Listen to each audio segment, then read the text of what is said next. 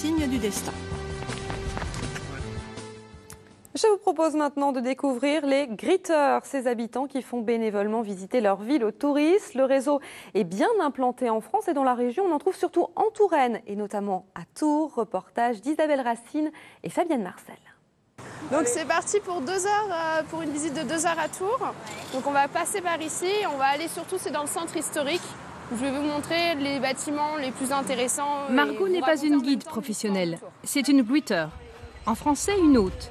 Une hôte bénévole qui emmène cette famille franc-comtoise à la découverte du Vieux-Tours. Être greeter, c'est être un habitant de la ville qui apprécie de faire partager ce qu'elle connaît et de faire comprendre pourquoi cette ville est intéressante et pourquoi elle nous plaît tant en fait.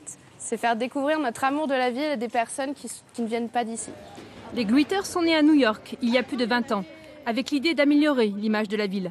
C'était au début des années 2000 qu'ils arrivent en France. Du coup, les maisons à colombage. Ah oui. Ensuite, à la Renaissance, on va plutôt préférer la pierre, puisque ça fait tout de même plus riche que le bois, etc. Oui. Donc on va ensuite préférer la pierre. Margot a une façon bien à elle de raconter sa ville. Elle a toujours une précision historique à apporter ou une anecdote à raconter. C'est bien cela, la philosophie des greeters.